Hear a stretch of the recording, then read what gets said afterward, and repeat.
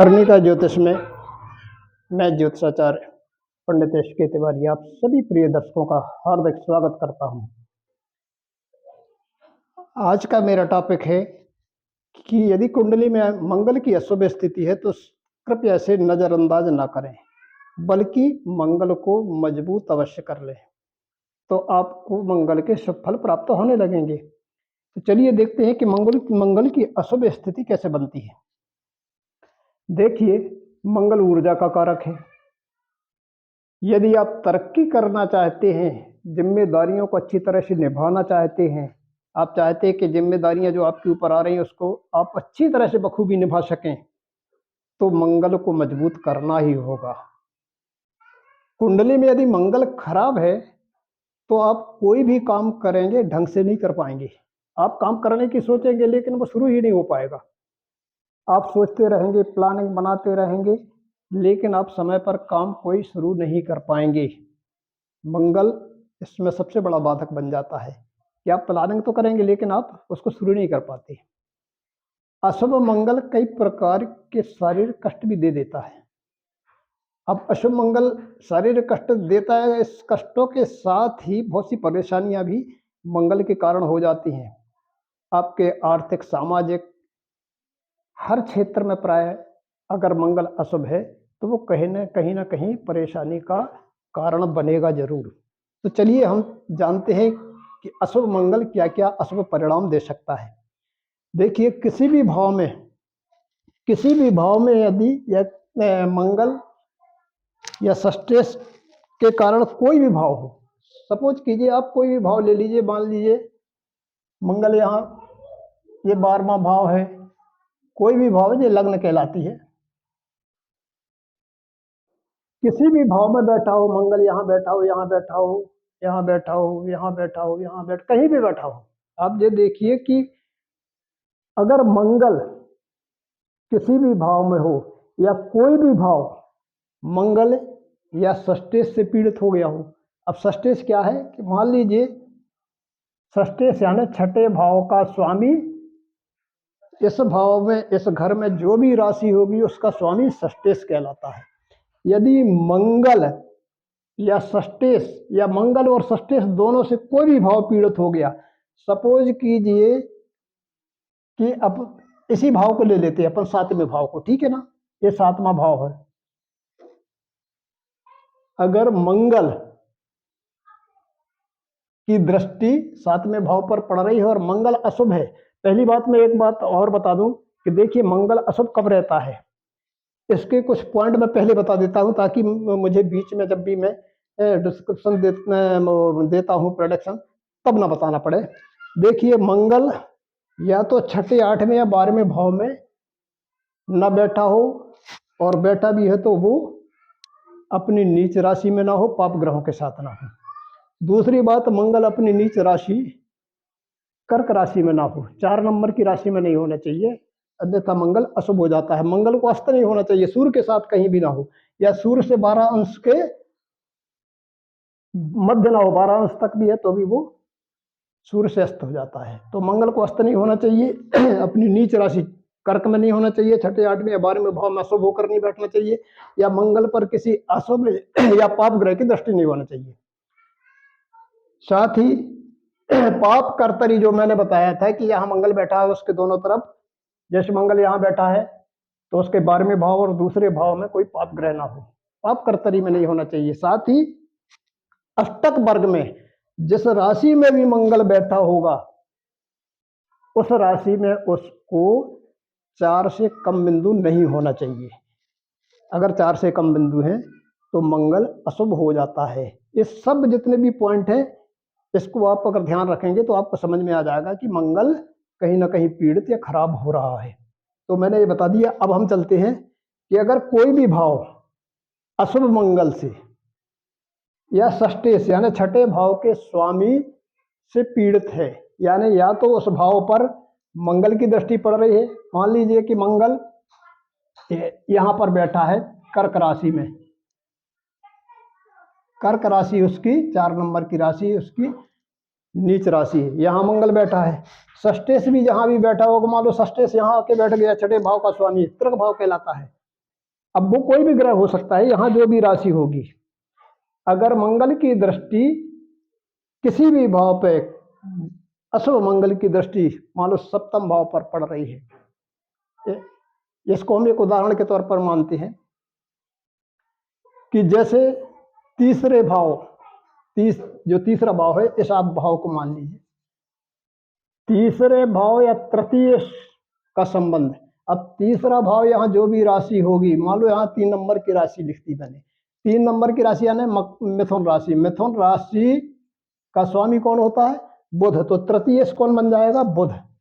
तीसरा भाव हो गया मिथुन राशि और तृतीय बन गया बुध। अगर इसका संबंध मंगल या षष्ठेश से हो जाए, अर्थात यहाँ मंगल बैठा हो या जहां भी इसका स्वामी, मान लो बुध बैठा है कहीं भी, मान लीजिए सपोज करो कि बुध यहाँ बैठा है, इसी के साथ मंगल बैठ गया, ध्यान दीजिए, तो तीसरे भाव या तीसरे भाव के स्वामी के साथ कहीं भी मंगल का संबंध बन रहा हो, चाहे दृष्टि संबंध बन रहा हो, या इस भाव पर मंगल की दृष्टि हो, या बुध पर मंगल की कहीं से दृष्टि पड़ रही हो, या षष्ठेश की दृष्टि पड़ रही हो, यानी छठे भाव के स्वामी की दृष्टि पड़ रही हो, जो छठे भाव का स्वामी है, छठे भाव में जो भी राशि होगी, या तो वह तीसरे भाव में बैठा हो, या इस तीसरे भाव का जो स्वामी, जैसे हमने यहाँ 3 नंबर लिखा तो इसका स्वामी बुध हो गया, तो छठे भाव के स्वामी की बुध पर दृष्टि पड़ रही हो, या फिर केतु की दृष्टि पड़ रही हो, या केतु तीसरे भाव में हो, या बुध पर यानी तीसरे भाव के स्वामी पर दृष्टि पड़ रही हो। इतना ध्यान दीजिए, किसकी? मंगल, षष्ठेश या केतु, इनकी दृष्टि अगर तीसरे भाव या तृतीय यानी तीसरे भाव के स्वामी पर पड़ रही हो, या इनसे कोई भी संबंध बन रहा हो, तो ऐसी स्थिति अगर आती है तो निश्चित तौर पर तीसरा भाव क्या है? भुजा का सूचक है, यानी आपके हाथ का, तो भुजा या भुजा में कहीं ना कहीं चोट लगेगी। अगर इनका संबंध चतुर्थ भाव से बन रहा हो तो माता को कष्ट हो जाएगा, भूमि भवन वाहन संपदा की भी हानि हो सकती है। यानी जिस भाव से संबंध कोई भी, आप अगर देखेंगे, मैंने पहले जो वीडियो बनाया है उसमें हर घर से संबंधित विषयों के बारे में लिखा है कि कौन सा भाव किस वस्तु का कारक होता है, किन चीजों का कारक, किन चीजों का किस भाव से विचार किया जाता है, यानी कौन सा भाव किन किन वस्तुओं के विचार का भाव माना जाता है। तो मैंने सबका लिखा है, चाहे अंग हो, किसी वस्तु का हो, शारीरिक अंगों का हो, सबके विषय में लिखा है। तो यदि तृतीय तीसरे भाव का स्वामी जहां भी बैठा होगा, या जहां भी हो, या तीसरे भाव पर मंगल, षष्ठेश यानी छठे भाव के स्वामी, या केतु का संबंध कहीं से बन रहा हो, तो तीसरा भाव भुजा का सूचक है, तो भुजा में चोट लगेगी। चतुर्थ भाव में तो माता को कष्ट होगा, है नौवें भाव में है, पिता को कष्ट हो जाएगा। यानी जिस भाव पर वो दृष्टिपात कर रहे हैं या उनसे संबंध बना रहे हैं, उस भाव संबंधी कष्ट जरूर होता है। यदि, लेकिन एक बात है कि 8वां मंगल अष्टमेश यानी 8, यहां मान लो 8वें भाव में मंगल बैठा है, ये मैं राशि का नंबर नहीं लिख रहा, केवल ये 8वां भाव। अगर 8 भाव में यदि मंगल बैठा है और राहु से पीड़ित है, यानी इस पर राहु की दृष्टि पड़ जाए, यहाँ से राहु की 7वीं दृष्टि, 1 2 3 4 5 6 7, यानी यहाँ राहु बैठा है, 7वीं दृष्टि हो गई, या राहु 1 2 3 4 5 यहाँ बैठा हो तो 5वीं दृष्टि हो जाएगी, या 9वीं दृष्टि यहाँ बैठा हो तो 9वीं दृष्टि मंगल पर पड़ रही है। यानी 8वें भाव में यदि मंगल है और उस पर कहीं से भी राहु की दृष्टि पड़ रही है, तो ऐसी स्थिति में क्या होगा? या साथ ही 8वें भाव का जो भी स्वामी होगा, 8वें भाव में जो भी स्वामी होगा वो भी राहु से पीड़ित हो, यानी अष्टमेश भी पीड़ित हो रहा हो। कहाँ? या तो 8वें भाव में मंगल हो, वो राहु से पीड़ित हो, या तो राहु के साथ बैठा हो, या राहु की मंगल पर दृष्टि हो, या 8वें भाव में जो भी राशि है उसका स्वामी राहु से पीड़ित हो, अष्टमेश, तो ऐसे व्यक्ति को पायल्स संबंधी प्रॉब्लम हो सकते हैं, प्रबल संभावना बन जाएगी, मूत्र संबंधी, मूत्राशय संबंधी उसको प्रॉब्लम हो सकते हैं, गुदा संबंधी रोग हो सकते हैं। इतना ध्यान दीजिए कि यदि 8वें भाव में मंगल पर राहु की दृष्टि है, राहु का कैसे भी संबंध बन रहा है, राहु 7 में हो या राहु की दृष्टि हो, साथ ही 8वें भाव के स्वामी पर भी राहु का कहीं ना कहीं प्रभाव पड़ रहा हो, तो ये पाइल्स की समस्या यानी बवासीर की समस्या दे सकता है। मूत्रा से संबंधी कोई ना कोई रोग दे सकता है, गुदा संबंधी रोग दे सकता है। अब आप देखिए कि चौथा भाव क्या है, घर है, निवास स्थान है। ये चौथा भाव क्या है, आपका घर है, निवास स्थान माना जाता है। यदि चौथा भाव जो घर है और निवास स्थान माना गया है, यदि यह किसी अग्निग्रह, अग्निग्रह कौन कौन से हैं, सूर्य मंगल और केतु, ये अग्निग्रह माने जाते हैं। यदि सूर्य मंगल केतु का इस पर प्रभाव है चौथे भाव पर, या इस चौथे भाव का जो भी स्वामी होगा चतुर्थेश कहलाएगा, या तो सूर्य मंगल या केतु का प्रभाव इस चौथे घर पर पड़ रहा है, चाहे यहाँ बैठे हो, चाहे इस पर दृष्टि डाल रहे हो, या इस भाव का जो भी स्वामी है चतुर्थेश, उस पर कहीं ना कहीं इनका प्रभाव पड़ रहा हो, बशर्ते कि सूर्य मंगल केतु शुभ प्रभाव में ना हो।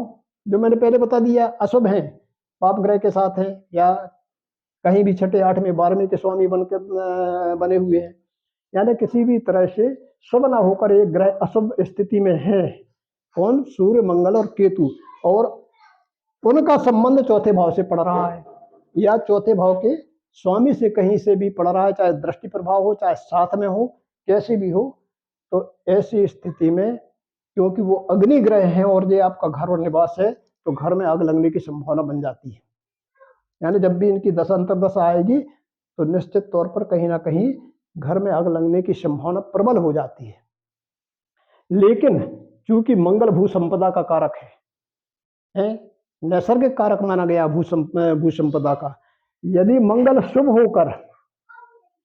शुभ होकर चौथे भाव में बैठा है, या चौथे भाव के स्वामी से संबंध बना रहा है, चाहे वो दृष्टि संबंध या कोई भी, बशर्ते कि मंगल को शुभ होना चाहिए, क्योंकि वो भू संपदा का कारक है। अगर मंगल शुभ होकर चौथे भाव से संबंध रख रहा है, या चौथे भाव के स्वामी के साथ, चाहे वो दृष्टि संबंध रखे या साथ में बैठा हो, तो फिर वो मंगल अच्छा हो जाता है।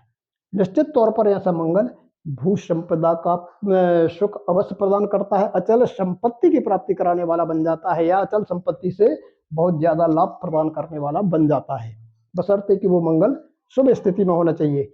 अब अष्टम भाव और अष्टमेश पर अगर मंगल का प्रभाव पड़ जाए, यह है 8वां भाव और इसका स्वामी अष्टमेश कहलाएगा। अगर कहीं से भी अशुभ मंगल का प्रभाव पड़ रहा है इस पर, या तो वही दृष्टि प्रभाव या साथ में हो जाए, या अष्टमेश पर कहीं भी मंगल की दृष्टि पड़ रही है कि अष्टम भाव और अष्टमेश इसके स्वामी पर, जो 8वें भाव में जो भी राशि होगी उसका स्वामी अष्टमेश कहलाएगा।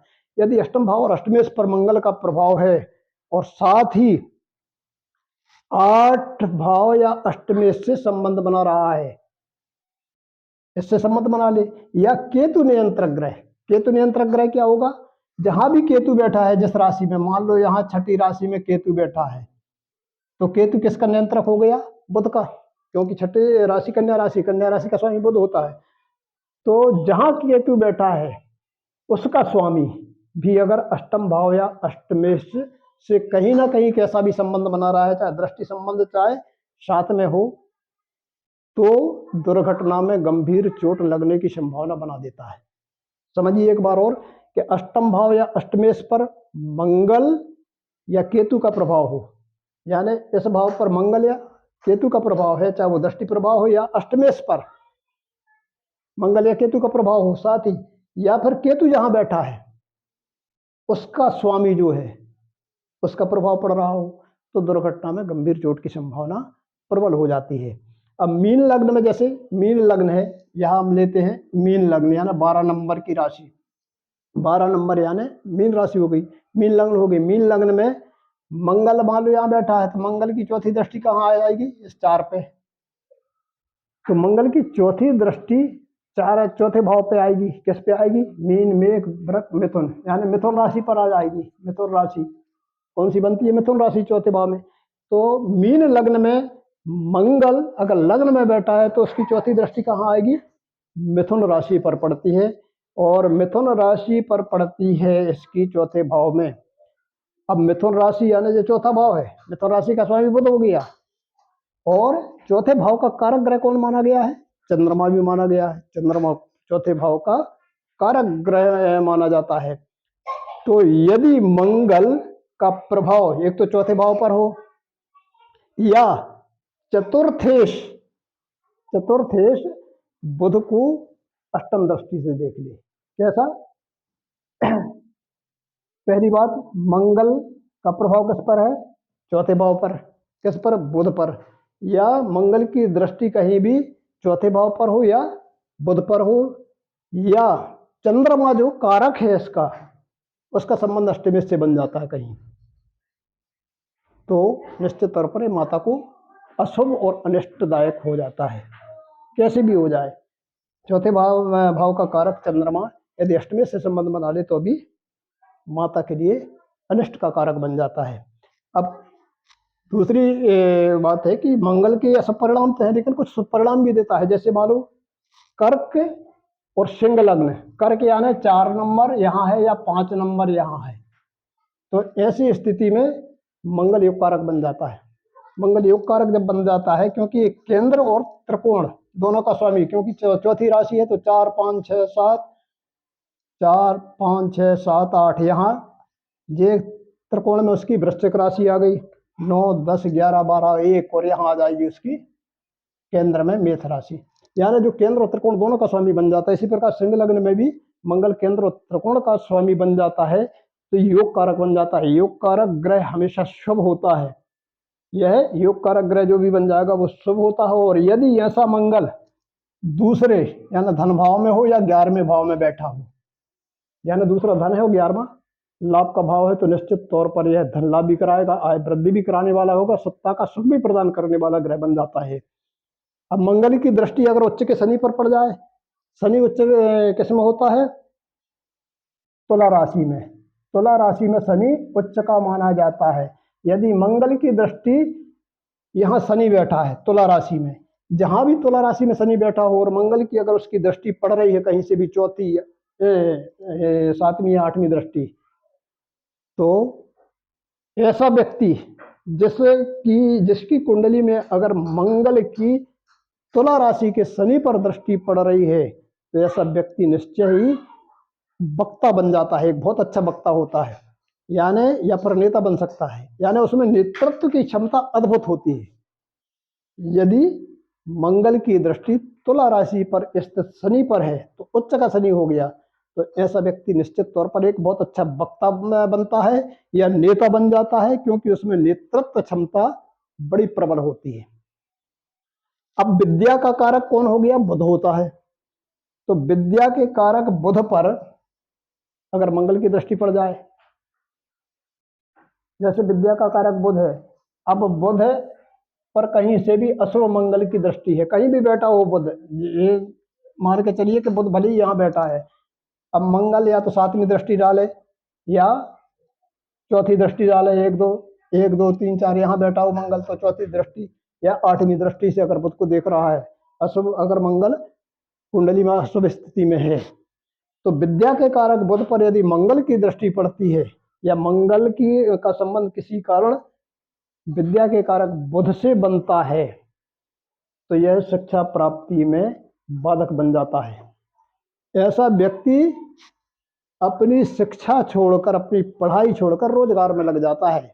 ये ध्यान दीजिए कि यदि विद्या के कारक बुध पर अशुभ मंगल की दृष्टि है या अशुभ मंगल का किसी प्रकार से संबंध बुध के साथ बन रहा है, तो वो अपनी पढ़ाई छोड़कर रोजगार में लग जाता है या विवाह के कारण उसकी पढ़ाई छूट जाती है।